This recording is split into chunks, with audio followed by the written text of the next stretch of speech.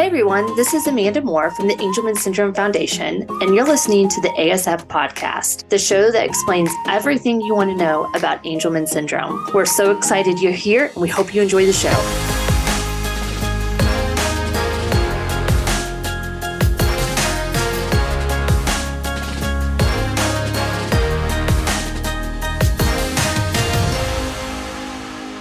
Everyone, welcome to the ASF Podcast. I'm super excited today to have an amazing guest with us to talk about a really important topic within our community and within the disability community altogether. But first, I want to welcome my friend Hannah to the podcast. Welcome, Hannah. Thank you, Amanda. I'm really excited to be here today. Yeah, we love you and love all that you're doing for our community. Can you, and for those of people who may not know who you are, can you introduce yourself to our audience? Sure. So currently I am a neurodevelopmental disability fellow, which means after doing pediatric neurology, I'm getting specialized training in conditions like Angelman. But next year, I will be taking over Mark Nespecka's role and being like the clinical director of the Angelman Syndrome Clinic here at San Diego, Rady Children's. Which is amazing. I remember I met you a couple of years ago, and I remember being in a little bit of a panic mode because, Dr. Nespecka has been with us for, I don't even know how long, to be honest with you, forever at the Rady's Clinic.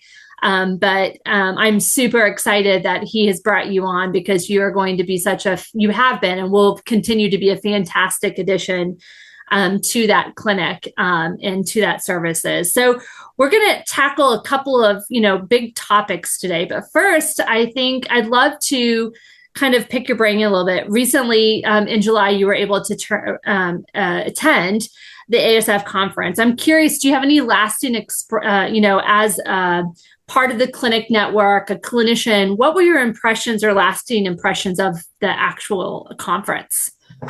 I was amazed by the conference. I think a couple of things that stood out to me is really the community at the conference. And that includes amazing providers who have dedicated kind of their careers and have worked in Angelman specifically for a long time, great scientists doing kind of basic research, specialists in education, therapists, as well as the physicians and really the families, and being able to connect those with new diagnosis with those who have been kind of living with their angel for their whole life and have been through all of this before. It's just incredible the amount of knowledge that is acquired and shared between all of those different groups of people, and also just the support and everyone being able to just be themselves and really being able to celebrate all of these individuals, all these angels with Angelman syndrome. So I loved being able to just really relax and watch everyone at the pool, especially just everyone having so much fun and families. It's so great. And it's like that this is people's vacation and they plan to do it every other year is just so special. So it was just an incredible experience to be able to join for that. Well, I love that. And I love, from what I understand, you have, a personal experience or a personal story that really kind of connects you with, individuals with any sort of disability that has really resonated with you. So I'm just curious, one, how did you get started in this field? What part of, being a neurologist or wanting to understand also the landscape of disability, what drives you, what motivated you to get in this line of work? Yeah, so I think ultimately my main motivator that started me really young and continues to drive me now is being a sibling. My older sister, Chelsea, has cerebral palsy. And so when I was growing up, I went to all of her physical therapy appointments, her aqua therapy. We went to her neurology appointments. I went to her Girl Scout camp for individuals with disabilities. I was a camper too. So I was really immersed in that world and continue to gain a lot of knowledge and wisdom from her and her experience, as well as my parents, and also have gone along and see a lot of the struggles. Especially she's now how old is she now? She's like 37 or 38. I always lose track of our I ages. know. I don't even know how old I am anymore, so it's okay. Yeah. But that adult transition is really real and we're still navigating it. And so I wanted to do this since I was 10 years old. Back then it was baby brain doctor. I love that. But I feel like I've been on this path and I've gained so much strength, and I love connecting with my families because I think there is this commonality of going through this experience and being able to learn a lot from them too. And honestly, a lot of what I learn and bring back, I do pass along to my own family and my sister.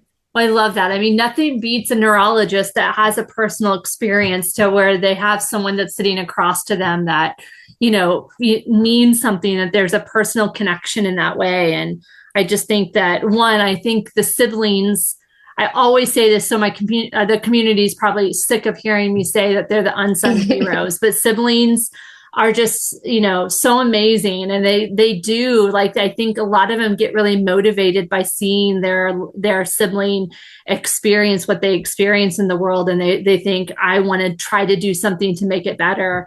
And I think there's nothing better than or more powerful than a sibling in that way. So before we get into the topic we want to talk about, maybe for those people who aren't familiar with the San Diego clinic or ASF clinics altogether, what's kind of unique, share maybe a couple thoughts about the ASF clinic at San Diego and why you really, really enjoy that work. So I think one of the biggest things I have to say is Mark Nespeka and Lynn Bird are just these incredible individuals who are so knowledgeable and so tapped into the community and have done a lot to stay at the forefront of kind of clinical trials and treatments.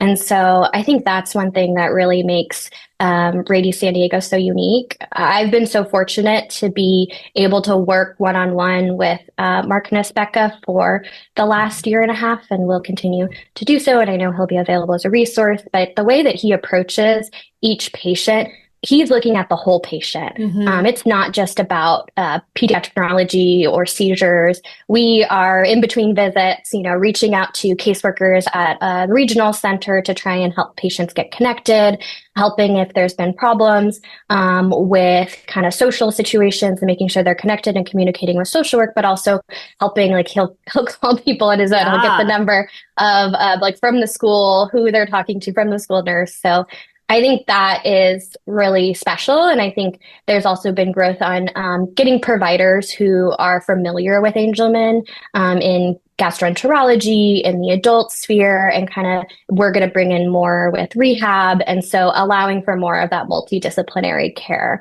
that's so helpful. I love that. I mean, that's one thing that we're working on really, really hard as an organization, is how we have more support for our adults living with Angelman, because we do find that I think there is probably what I would call a crisis within the healthcare system of how to, that transition and having people that are knowledgeable within Angelman for our adults.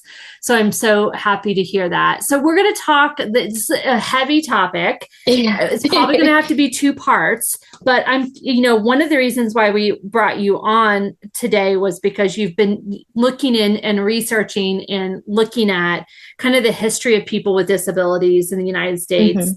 From way back into the day until now. And I always think this is really important information and really knowledgeable for us as families to kind of understand what that path has been and some of those things that us as caregivers, along with our loved ones, have really faced. And so, tell me a little bit about why you got into this study and kind of the overall basis of it.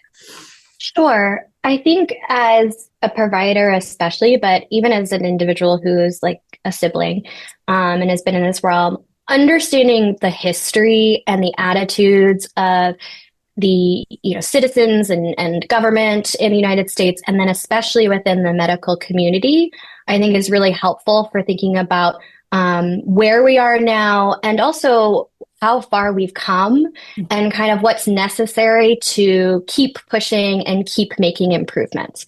And so I think that's one reason I first got into looking, into disability history. And it's pretty rich, and it's pretty, it's great to see a number of the figures who have really pushed this field forward. Yeah. Yeah. I'm curious. This is kind of a really kind of overall big question, but as you were doing the study, was there one thing that kind of stood out that surprised you, or you're like, I had no clue, or oh my gosh, I cannot believe kind of moment? I think I had already known about some of the atrocities that kind of occurred in early history. Um, I think the scale of it was somewhat surprising to me. I also just the joy in finding about the number of individuals who really drove disability rights, that it came so much from inside the community, was a really pleasant surprise, I think. And the fact that a lot of the people who are actively kind of pushing the field forward come within the disability community now, I think is more of a positive surprise. Yeah, I can't even imagine like researching how things were back in the day, because I think it probably would send me into a rabbit hole of knowing like what, like knowing what Jackson may have experienced if he was born back, back then.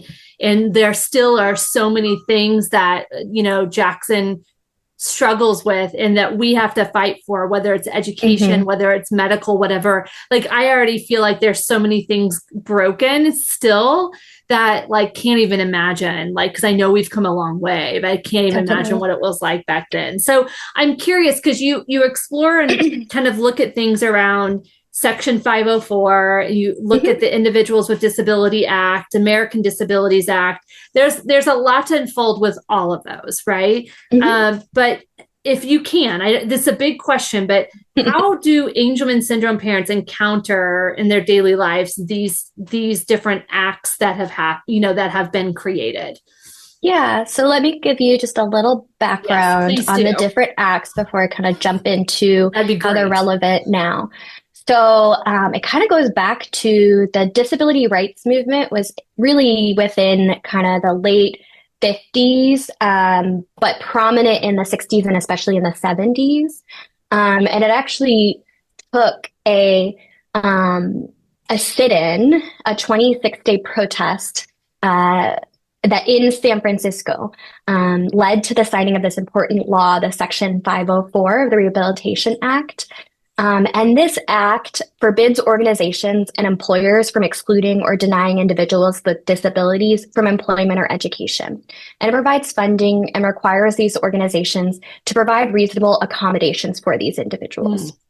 So before this act was even created, many individuals with disabilities were not allowed to go to schools. Schools could just say, for example, there's an individual who is a prominent disability rights activist, Judy Heumann. She kind of details in her memoir, Being Human, that she was not allowed to go to school because her wheelchair she used for mobility was considered a fire hazard. Wow. And so they excluded her from getting any education because of that.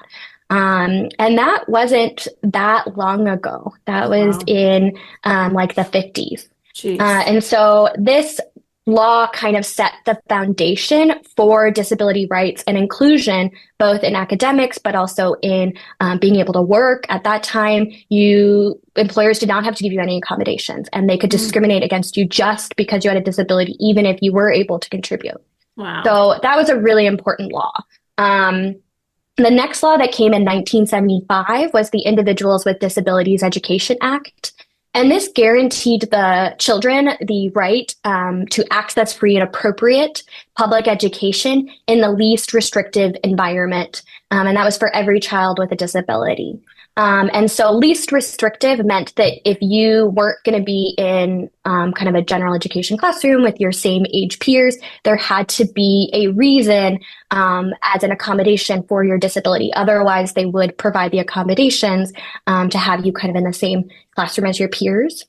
as part of this law, there was a Part B that allowed for kind of that special education, individualized education plan from ages 3 to 21 years. And then a Part C that allowed for kind of the early intervention services from birth to age 2. And so that's probably a law that parents might have heard of before and encounter through the 504 plan and through the individualized education plan. Now, does the individualized education plan, is that protected by the Department of Education, or is it protected by the overall government? So it's protected through that law. So there is that law, the Individuals with Disabilities Education Act, that is codified. So it's not just saying through the Education Department, but it is a law that was passed by Congress. And it is something that is more formalized than something like a 504 plan. There are certain procedures that have to go through. There has to be this triannual testing that happens every 3 years. There has to be a meeting every year with a number of providers, kind of that multidisciplinary effect with the parents, at least one general education teacher, a special education teacher, as well as school psychologists and other specialists who help interpret the psychoeducational testing or the triannual testing that's conducted. And then the parents have to agree with the plan and they have to sign it. And they have to be notified before there's changing of the individualized education plan. So that is all in the law. Yeah. So, I mean, the individuals' parents and the individuals with Angelman syndrome obviously encounter these laws pretty much on a daily basis if they are, access, especially if they have access to the school system, if they're going to school. Yeah, that's amazing. Yeah, I mean, I can tell you from experience, our IEP process has so far, knock on wood, been a very pleasant process. But I know for a lot of families, it's, it can be, the IEP process can be quite challenging. But I can't imagine if there wasn't some sort of law even put in place that is even required, right? I can't imagine that at one point a child couldn't go to school because of their wheelchair being a fire hazard. Right. And you could see this a number of advancements in disability rights have come through legal processes. So in order for Ed Roberts, who's considered the father of independent living movement, he wasn't allowed to go to UC Berkeley for college. And so he ended up suing the university and ended up being able to go. Wow. And then Judy Heumann, who I mentioned before, she wasn't allowed to get her teaching credentials in New York because she failed the medical examination because of her disability. So she sued. And so now with the IDEA there, a lot of times if the IEP, the school is really not fulfilling the IEP, then that's why we point you to things like advocates who then use the law at their disposal to help you get the rights that, your child deserves. Wow. It's just so much to unravel, right? I mean, and it is interesting, obviously, that something has to happen in order for a law to happen. Like a crisis with someone with a disability has to happen sometimes in order for that to be established. Hey guys, it's Amanda here. As you know, we're here for you, our community. If you have questions about any topics we can discuss in our podcast, or if you have ideas for future episodes, we'd love to hear from you. All you need to do is email me at dearamanda@angelman.org. Thank you so much for listening and your continued support of the Angelman Syndrome Foundation. Another part of your research study that you really looked into was this idea around ableism in medicine. Can you kind of help us understand as the audience what, the definition in the context of this conversation of what ableism, what's the meaning behind that? Yeah, so I stumbled upon this definition by Ashley Eisbinger, who kind of works in this space of disability rights. And I really liked it, so I want to share that one. So she says, ableism is the discrimination and social prejudice against people with disabilities based on the belief that typical abilities are superior. Ableism is rooted in the assumption that disabled people require fixing and defines people by their disability. like racism and sexism, ableism classifies entire groups of people as less than and includes harmful stereotypes, misconceptions, and generalizations of people with disabilities. I mean, it's a lot to unpack, very much so. But I'm guessing ableism, especially ableism in medicine, happens quite often. I'm curious, just to give people kind of maybe a visual or a perspective of what this looks like. You know, since you do have a sister who is older and probably has, you know, been in and out of doctor's offices for years, would you have any personal kind of experiences with ableism in medicine, or as a doctor yourself, right? Yeah. Do you have any experiences that you would be willing to share with us on what this looks like? Sure. So I'll start with a personal experience. One thing that's challenging for my sister, so my sister uses a wheelchair for mobility, and oftentimes clinical spaces are not accessible for her to even get into or use.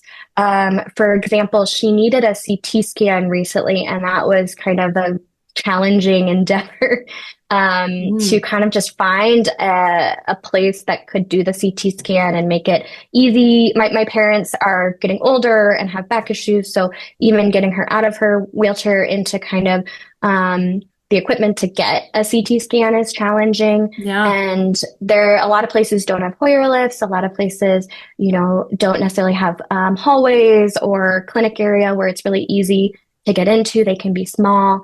I see this in, you know, my clinical areas too. I do see it's changing some. Like we have a CP center down here that does have Hoyer lifts that are automatic and on the ceiling and really great and have widened hallways, widened doorways. But I think that's something we definitely come across. I think in my own personal experiences, for example, we'll come across that sometimes it's hard for patients to even get an accurate weight, especially if they are in a wheelchair. And that can be because it's seen as like a safety issue to kind of get them out of the wheelchair. Sometimes we'll have like parents will hold a patient and weigh the wheelchair separately. And so if that can't be done safely, and that can impact care, because that's like a vital sign, just like everything else that we need. So those are two kind of outpatient examples. I find like the attitudes, especially when you get to the adult, when I worked in the adult hospital and thinking about the capabilities of our patients and the unique, if they have sensory issues, being in a noisy emergency department, for example, can be really challenging. And I've seen on the pediatric side, we now have like a sensory cart we use, but a lot of that, you know, we're still working on the pediatric side, and it's even more of a challenge on the adult side. I could go on and I mean, unfortunately. I think when I'm thinking of, you know, especially our adults, what they have to experience when it comes to just finding healthcare, yeah, right? Like definitely. one of the crises that we're dealing with now is that I can't find in some states places that can accommodate our adults to simply get dental procedures. And our individuals are like laying in bed in pain because we can't get sedation, or we can't get someone that will work with adults with, you know, any sort of, you know, maybe intellectual disability, or knowing that some of them have to be sedated in order to get x-rays or to do procedures. I mean, it's like literally traumatizing. I spent a whole day the other day trying to find a dental place that would take one of our adults living with Angelman syndrome. And they wanted to charge, you know, 10, 20 thousands of dollars to get this process done.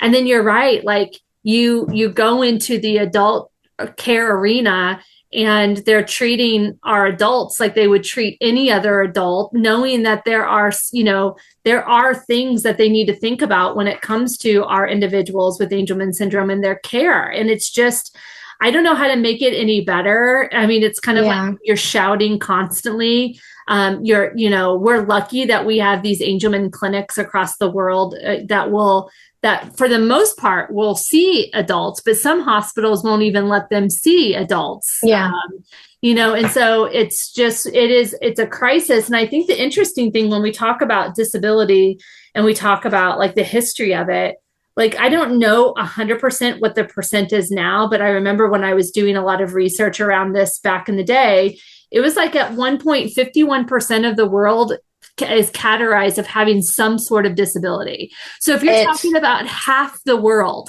how are we not more set up and, accommodating to be able to support this? I don't get it.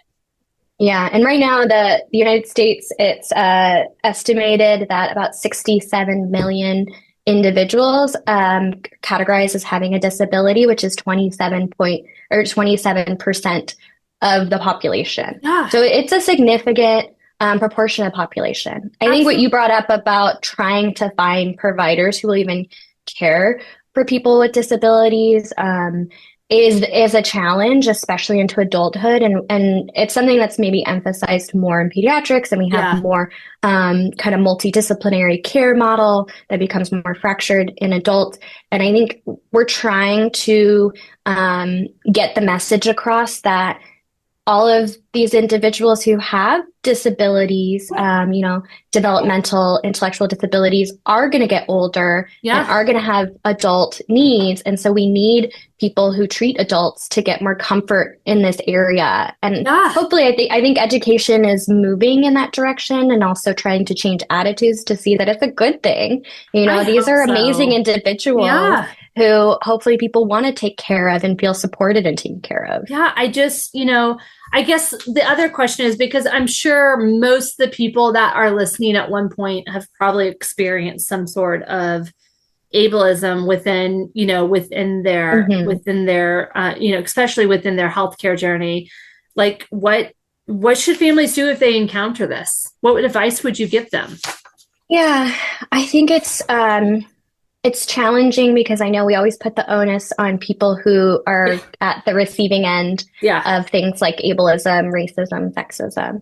And so know that there are individuals who are really trying to work on the overall structural and attitudinal ableism that are happening. So do your part. If there's time where you're encountering ableism, you really don't feel like you have the energy to stand up and really fight back about it, that's okay. Because as someone who's a sibling, like, I know that you're encountering ableist situations constantly. So you're not going to be able to fight every battle. But I would say, if you do have the energy, speaking up about it is helpful, because I think a lot of people don't realize, one, don't even know what ableism is. I still do encounter that.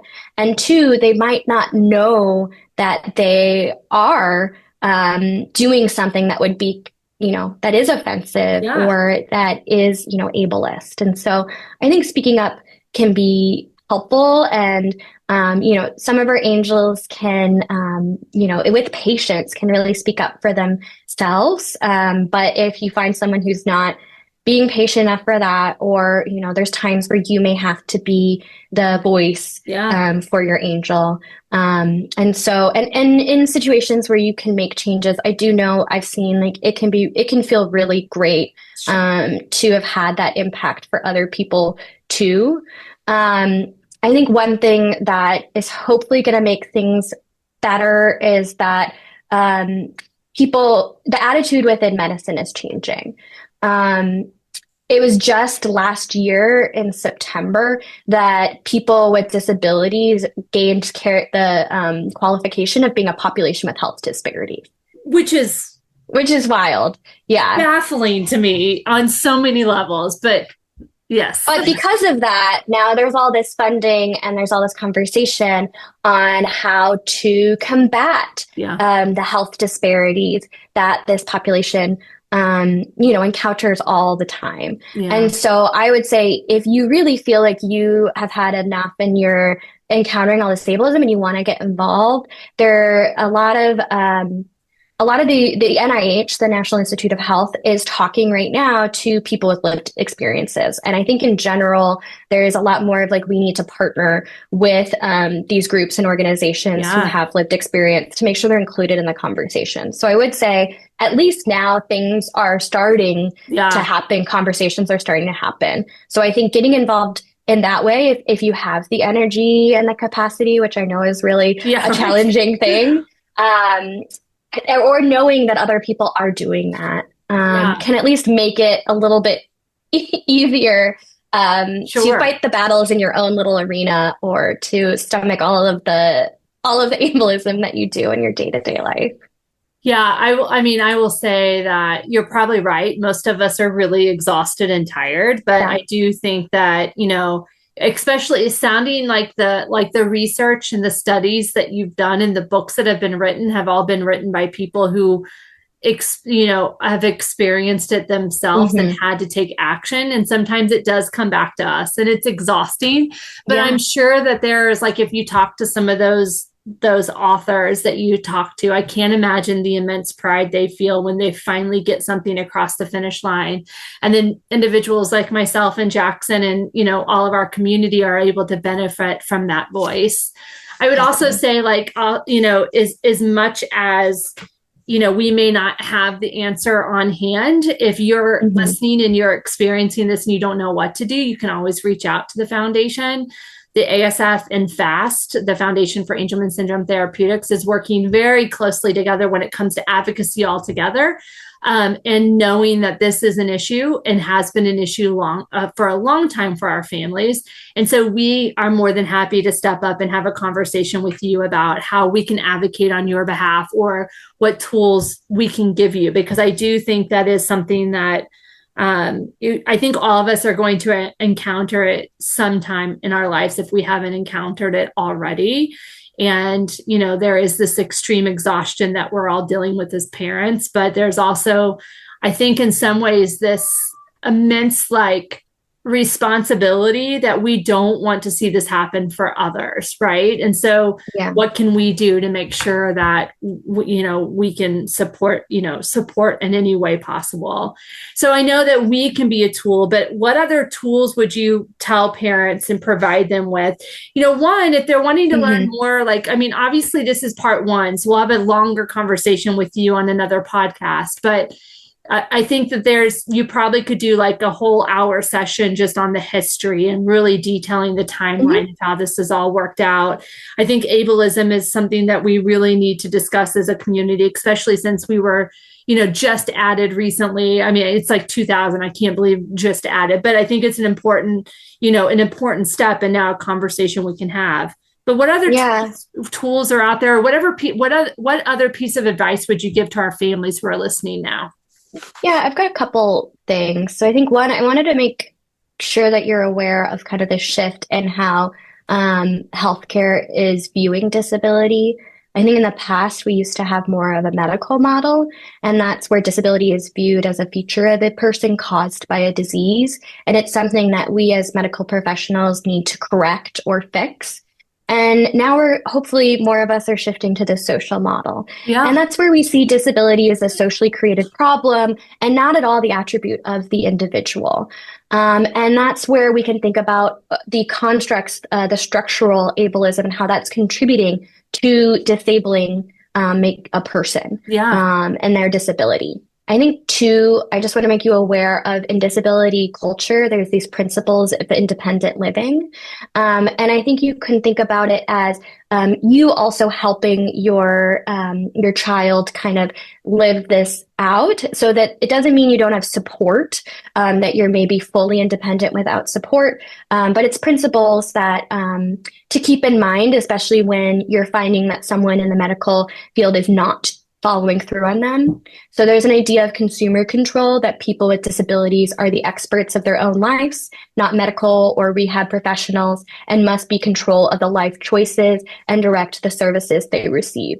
And so that's kind of getting back to what are goals and what do we want for functioning and quality of life, and kind of using that to direct decisions that are being made.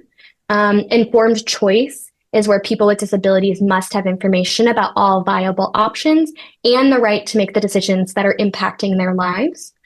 There's dignity of risk, which means that people with disabilities have the right to make choices and mistakes, just like everyone else. And then finally, there's this idea of integration. And so that's full participation in all aspects of life and community, and access of supports and services to allow this. And so that's getting not kind of in history, there has been this idea of kind of hiding people with disabilities away, this history of institutionalization, and this kind of moves away from that and kind of more of a community integration, which benefits not only individuals with disabilities, but it benefits the broader population in being exposed to these wonderful people with differences and that should be celebrated, and being able to learn from that. And I think finally, a couple of things I just wanted to leave with. I know I could go into this. No, it's okay.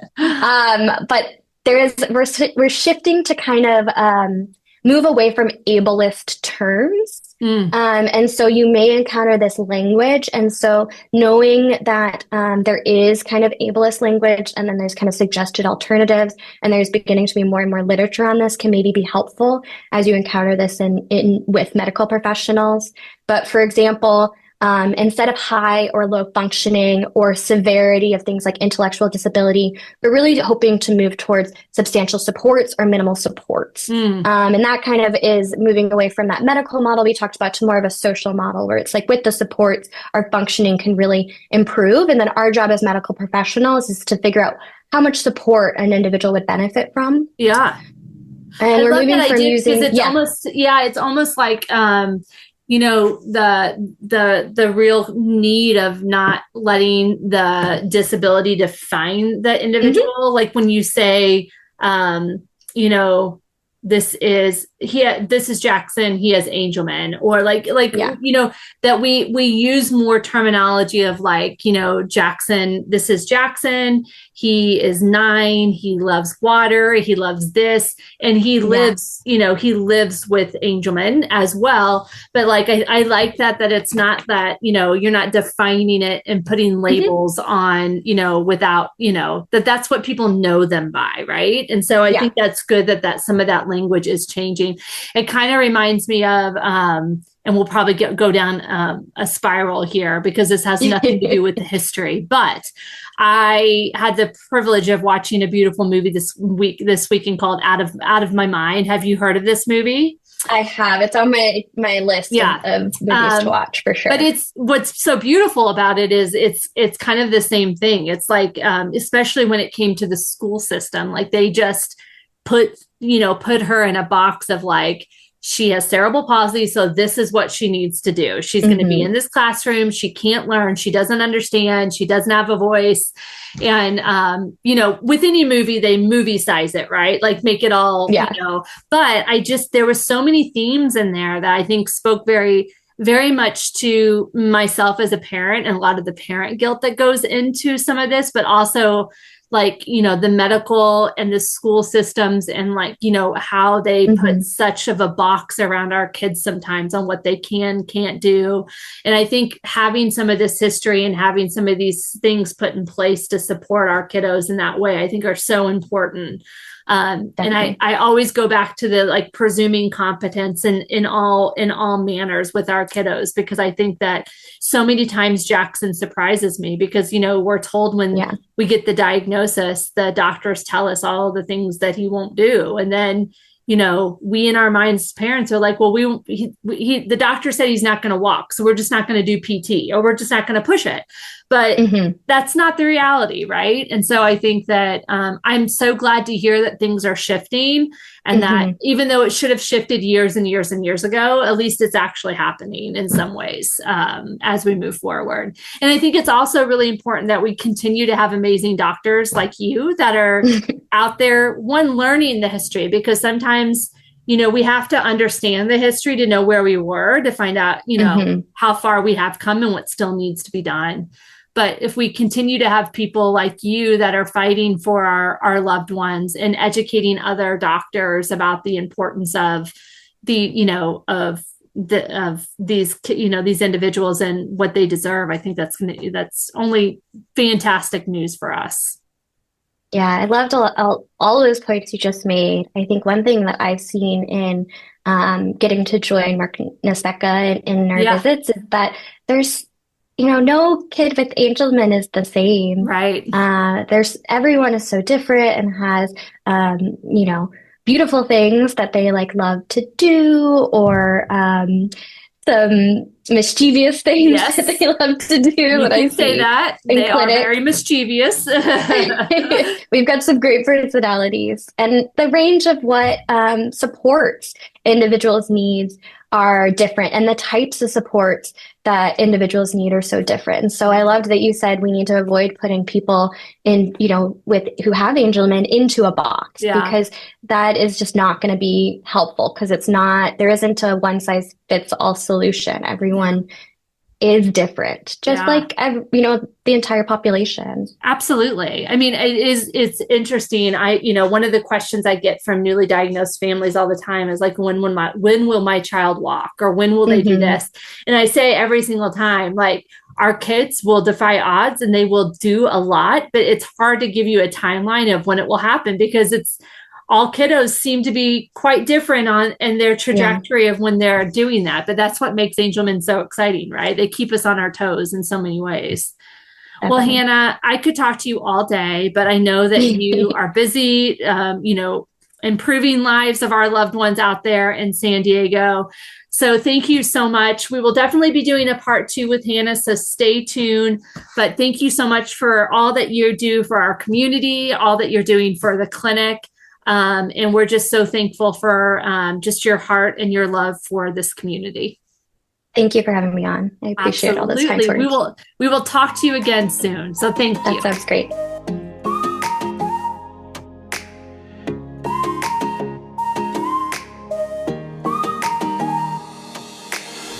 Thanks for listening to the ASF Podcast. If you enjoyed this episode and would like to support us, please share it with others, post about it on social media, or leave a rating or review.